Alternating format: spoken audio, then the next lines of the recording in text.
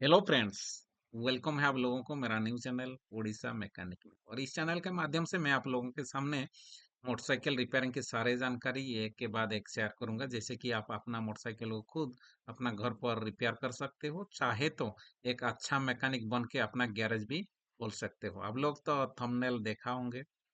Digital multimeter को कैसे use करते हैं, आज का यही मेरा विषय वस्तु है।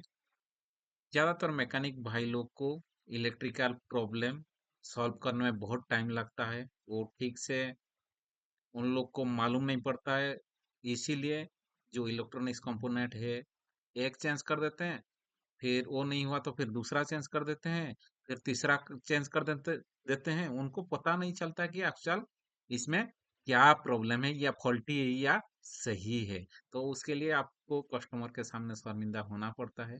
इसीलिए इससे बचने के लिए ये वीडियो अगर आप देखते हैं तो 100% मेरा विश्वास है कि आपका ये डाउट मल्टीमीटर रिलेटेड और वायरिंग रिलेटेड कोई भी प्रॉब्लम हो, आप उसको मल्टीमीटर के जरिए सॉल्व कर सकते हो। आई होप कि ये वीडियो आप लोग को अच्छा लगेगा। वीडियो अच्छा लगेगा तो वीडियो को लाइक शेयर सब्सक्राइब कर दीजिएगा, साथ ही साथ अपना प्यार सपोर्ट और आशीर्वाद बने ही रखिएगा। तो चलिए ज़्यादा टाइम ना लेते हुए वीडियो को शुरुआत करते हैं। और लास्ट में आप लोग को वायरिंग रिलेटेड एक टिप्स में बताऊंगा, वो आप सुनते जाइएगा। तो चलिए, फिर से आप लोग को बहुत बहुत धन्यवाद और वेलकम टू ओडिशा मैकेनिक। तो चलिए देखिए, ये मल्टीमीटर हो गया। आप लोग तो जानते हैं, आप लोग के पास भी यही मल्टीमीटर होगा शायद। इसका वैरायटी मॉडल आता है और इसको प्रोब बोला जाता है। ये जो रेड वाला है इसको पॉजिटिव प्रोब या प्लस वाला प्रोब बोला जाता है। ये काला वाला को नेगेटिव या माइनस वाला प्रोब बोला जाता है। ये मल्टीमीटर हो गया। मल्टीमीटर में आप लोग को कुछ नहीं देखना है, चारों चीज आप लोग को सीखना है। अगर ये चारों चीज आप सीख जाते हैं, कोई भी गाड़ी हो आपका, स्कूटी हो, स्कूटर हो, मोटरसाइकिल हो, जिसका बजाज टीवीएस हीरो जिसी का भी हो, आप इसको प्रॉब्लम तुरंत सॉल्व कर पाओगे। ये आप लोग को जानना जरूरी है अगर आप लोग को मैकेनिक बनना है। चार चीज यार, क्या चीज है? एक वोल्टेज हो गया, एक रेजिस्टेंस हो गया, एक कंटिन्यूटी हो गया, और एक लीकेज हो गया। चार चीज। अब बताइए फिर से कौन सा है? Voltage, resistance, continuity and leakage. यही चारों चीज सीखना है और बाकी मारो गोली कुछ नहीं सीखना है। देखिए मल्टीमीटर में ऐसे जो भी लिखा हुआ है और माइनस जैसे दिया डॉट डॉट दिया है, ये डीसी वोल्टेज है, डायरेक्ट करंट। और भी लिखा है ये टेढ़ा मेढ़ा ऐसे थोड़ा है ना, इसको क्या बोलते हैं? AC voltage. हमारा घर में जो लाइन जलता है इसमें चेक करते हैं। और जो बैटरी है, आप लोग पेंसिल बैटरी बोल सकते हैं, या कोई कोई सेल बनता है, पेंसिल बैटरी, वो घड़ी में जो बैटरी लगता है, रिमोट में जो लगता है, या अपना गाड़ी में जो लगता है, उसी को ये डायरेक्ट वोल्ट डीसी वोल्टेज में सेट करके चेक किया जाता है। ओके। तो वोल्टेज हम लोग का देखिए इधर कितना है, 200 एम है, 2000 एम है, 20 वोल्ट है, 200 वोल्ट है, 1000 वोल्ट है। ये लेकिन अलग अलग मॉडल में अलग अलग टाइप का रहता है। ये देखिए 200 एम है, 2 वोल्ट है, 20 वोल्ट, 20 वोल्ट, 200 वोल्ट और 600 वोल्ट, ऐसे ऐसे है।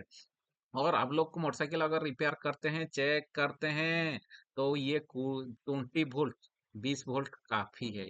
इसमें आप सेट करिएगा वोल्टेज। बैटरी का कितना जान है, ये देखने के लिए वोल्टेज में आप लोग देखना है उसको। और रेजिस्टेंस, देखिए रेजिस्टेंस वैसे ही, रेजिस्टेंस कहाँ है? रेजिस्टेंस, रेजिस्टेंस ये नीचे है। फिर बारीकी से आएंगे, इसमें क्या है? देखिए 200 है, 2000 है, 20 के है, इसे 200 के है ना, इसे इसे है।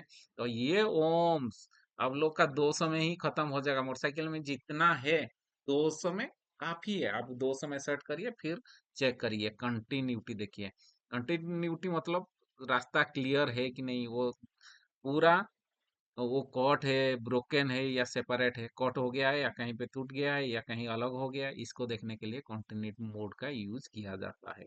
और लीकेज, लीकेज कहीं पे ड्रॉप हो रहा है क्या वोल्टेज, इसको देखने के लिए 10 एम्पियर, इधर 10 एम्पियर होगा, कहीं पे देखिए इधर 10 एम्पियर, 10 एम्पियर, ये एम्पियर है, इधर 10 है।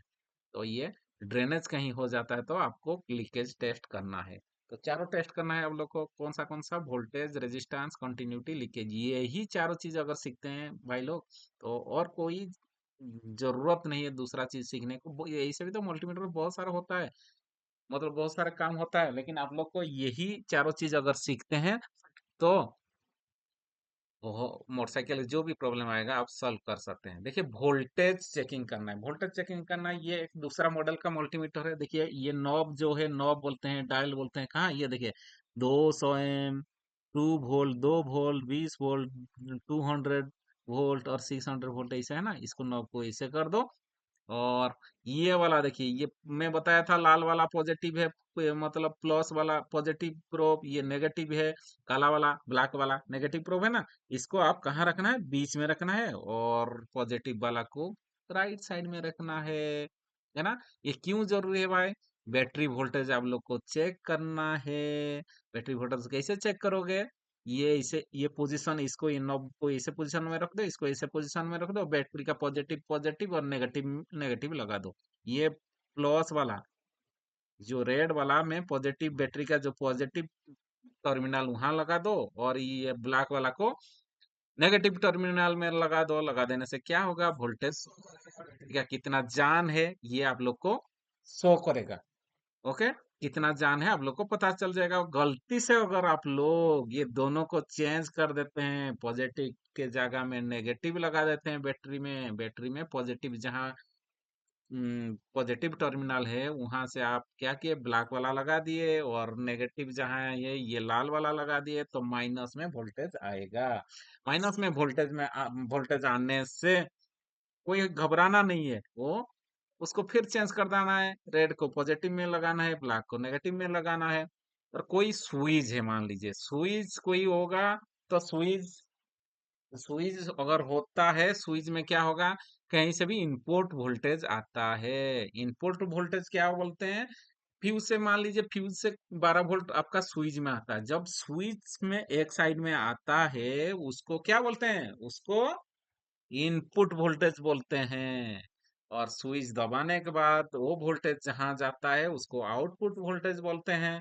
एक इनपुट वोल्टेज और एक आउटपुट वोल्टेज।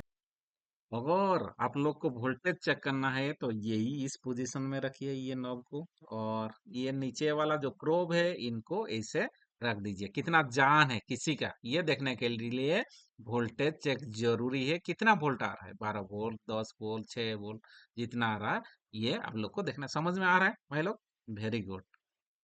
ये देखिए, और एक रेजिस्टेंस चेकिंग करना है, रेजिस्टेंस।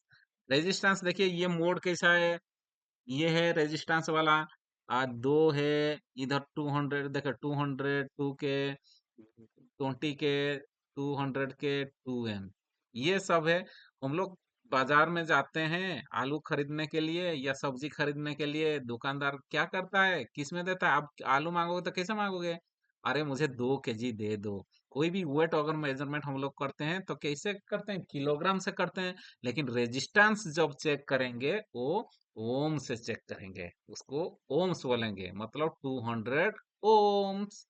और ये पोजीशन देखिए, माइनस वाला नेगेटिव प्रोब कहाँ रहेगा, बीच में रहेगा, पॉजिटिव वाला कहाँ रहेगा, राइट साइड में रहेगा। यही पोजीशन, ये दोनों पोजीशन, ये नॉब ऐसे 200 में रहेगा। मोटरसाइकिल जितना भी हम लोग का ये रेजिस्टेंस कहाँ दिखा जाता है, मान लीजिए कहीं पे भी अगर कॉयल लगा हुआ है, कॉयल जो कॉपर का वायर पूरा घेरा हुआ रहता है, बहुत राउंड राउंड राउंड राउंड होते रहता है, 100 राउंड, 200 राउंड, 300 राउंड, इससे ज्यादा से ज्यादा 1000 राउंड, ये जहीं पे भी रहता है उसी को मेजरमेंट के लिए हम लोग रेजिस्टेंस का मोड सिलेक्ट करते हैं।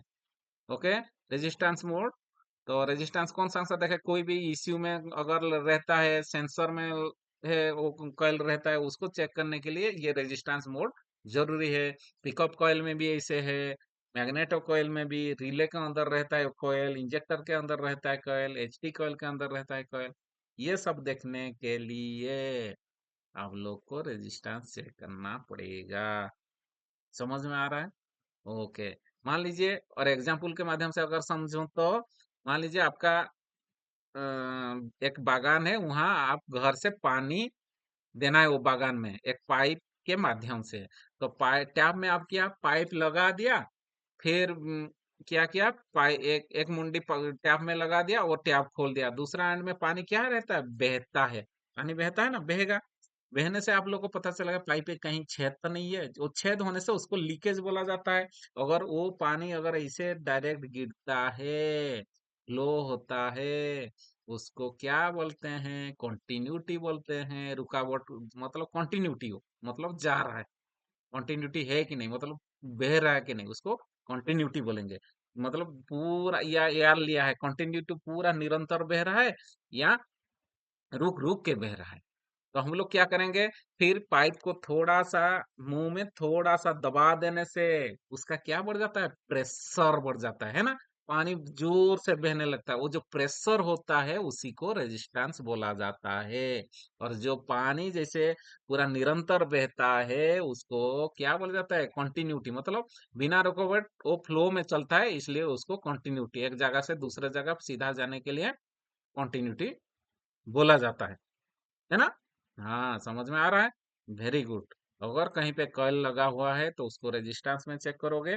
यार ये सब को रेजिस्टेंस में कहीं पे भी आपका जो जिस गाड़ी भी हो, अगर वैसे कॉइल रहता है, रिले रहता है, उसको रेजिस्टेंस में आप चेक कर सकते हैं। कंटिन्यूटी भी रहेगा लेकिन रेजिस्टेंस को भी देखना है। रुकावट को रेजिस्टेंस बोलते हैं। ओके, समझ में आ रहा है। उसको किस में मापते हैं, ओम्स में। ओके, फिर आ गया कंटिन्यूटी।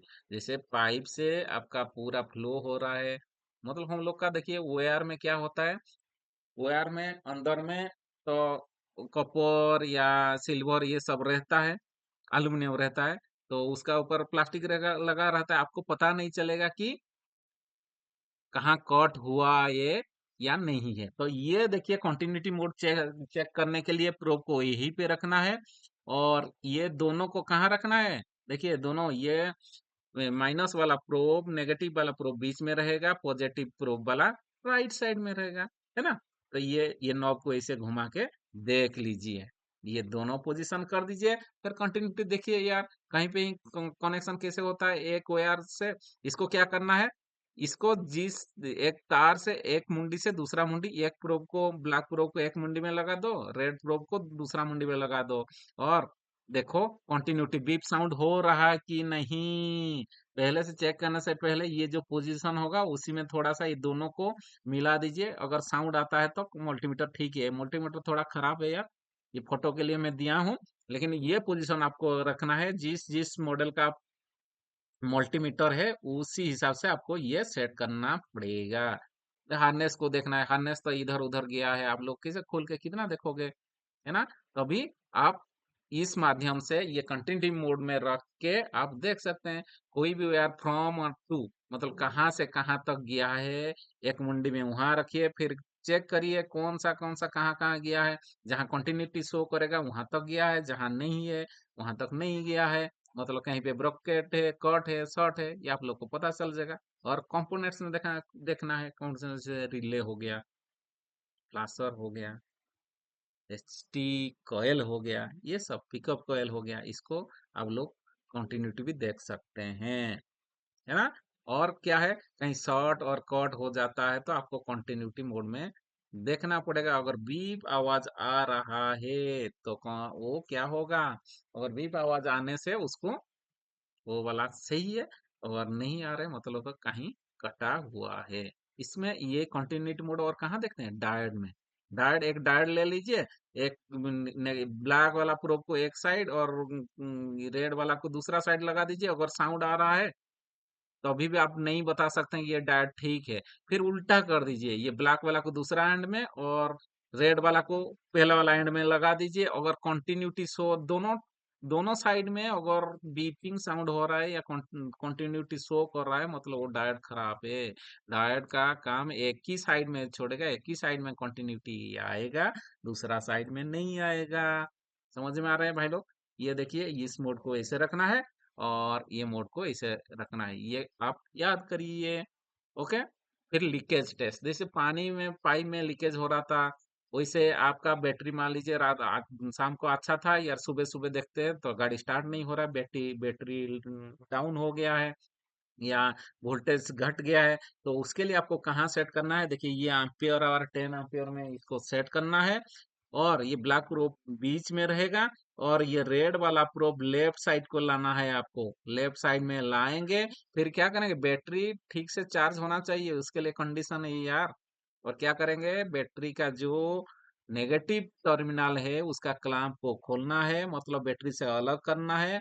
उसके बाद जो नेगेटिव क्लैंप हो गया, जो नेगेटिव क्लैंप हो गया, उससे क्या करना है, ये रेड वाला प्रोब वहां रखना है, बैटरी से अलग हो गया। और ये ब्लैक वाला जो है, वो जो प्रोब है, उसको क्या रखना है, बैटरी का नेगेटिव जो पोस्ट है, टर्मिनल है, वहां लगाना है। दोनों तो अलग अलग है। अब तो क्लैंप को अलग कर दिया है और इसको अलग कर दिया है, तो बैटरी का जो टर्मिनल है नेगेटिव, ये वाला ब्लैक वाला रखना है और क्लैंप में नेगेटिव वाला रखना। देखिए कितना लीकेज हो रहा है, ज्यादा नहीं होना चाहिए। तो उसी हिसाब से आप लोग को देखना है। कभी कभी क्या होता है, डाउन हो जाने से फिर दूसरा चेक करना है। कभी कभी बैटरी शॉर्ट हो जाता है और कहीं पे वायर हार्नेस शॉर्ट हो जाने से इसे लीकेज हो जाता है। आजकल जो डिजिटल मीटर वाला आता है, डिजिटल मीटर कंसोल, वहाँ क्या होता है, वहाँ जो मदरबोर्ड रहता है, वहाँ क्या होता है, पानी जाने से वहाँ शॉर्ट हो जाता है। और जैसे ईसीयू हो गया, कहीं कहीं पे घड़ी का रहता है, घड़ी मतलब वॉच रहता है, टाइम दिखाया दिखाई जाता है, उसी टाइम में बैटरी से डायरेक्ट करंट वहां जाता है। वहां जाने से क्या होगा, कभी कभी पानी के वजह से वो शॉर्ट हो जाता है, शॉर्ट हो जाने से ये यहाँ से क्या होता है, लीकेज हो जाता है, यहाँ से करंट खींच लेता है और धीरे धीरे धीरे धीरे बैटरी डाउन हो जाता है। शाम को अच्छा रहेगा बैटरी, लेकिन सुबह सुबह डाउन हो जाता है। लेकिन उसको अगर ऐसे होता है तो वो मीटर कंसोल को भी आप लोग को देखना पड़ेगा। अगर यही सब अगर देखते हैं, तो यही चारों चीज यार, क्या क्या है, कुछ नहीं है, यही चारों चीज आपको देखना है। वोल्टेज देखना है, रेजिस्टेंस देखना है, कंटिन्यूटी देखना है और लीकेज देखना है ना। यही इतना ही चीज अगर सीख जाते हैं तो बहुत जल्द ही एक अच्छा मैकेनिक बन पाओगे। कस्टमर के सामने आपको शर्मिंदा नहीं होना पड़ेगा। कोई भी चीज अगर आता है तो आप लोग उसको बारीकी से उसको फॉल्ट निकल सकते हैं, यही फॉल्ट है, उसको चेंज कर सकते हैं। ओके, आई होप कि आप लोग को ये समझ में आ गया होगा। और लास्ट जो बताया था, मैं एक टेक्निक बताऊंगा। अगर ये वायरिंग वाला चीज है, अगर 5 मिनट में सॉल्व हो जाता है तो हो जाता है, नहीं तो 5 दिन भी लगा देता है। इसलिए आप इसको, कोई भी चीज अगर उसका अगर जान जाते हैं कि यही फॉल्ट है, अगर अच्छा से डायग्नोसिस कर पाते हैं, तो प्रॉब्लम 5 मिनट में भी सॉल्व हो सकता है। और एक चीज, जब अगर आपको पता चल जाता कि यही चीज खराब है, तो डायरेक्ट मत लगाइए। ये मैकेनिक के लिए टिप्स है। क्योंकि अगर 2 मिनट में वो चीज अगर चेंज कर देते हैं, फिर लेबर चार्ज आप मांगते हैं 200 रुपया, तो कस्टमर को थोड़ा सा दिल में दुखेगा, दिल में लगेगा। इसलिए इधर उधर थोड़ा सा चेक करिए, वायरिंग इधर उधर देख लीजिए, स्विच देख लीजिए, कम से कम 5-10 मिनट करने के बाद वही चीज चेंज कर दीजिए। और कस्टमर को जितना हो सके उसका हिसाब से भी, आपका हिसाब से भी, जितना प्राप्य है आपको, जितना मिलना चाहिए, 100-200 रुपया लेबर चार्ज करेंगे, करोगे, तो कम से कम वो उसको भी, उम, उसका दिल को भी चोट नहीं पहुंचेगा। और वो भी खुशी खुशी से देगा, आप भी खुशी रहेंगे। तो जब भी काम करते हैं आप सेफ्टी के साथ करिए, अपना परिवार का ध्यान रखिए और लोगों का जितना हो सके मदद करिए। आप लोग का कीमती समय देने के लिए आप लोग को बहुत बहुत धन्यवाद। फिर मिलते हैं ऐसा एक नेक्स्ट वीडियो में। तब तक के लिए आप लोगों को बहुत बहुत शुक्रिया और मेरा शुभकामना है, एक अच्छा मैकेनिक आप बनिए। धन्यवाद।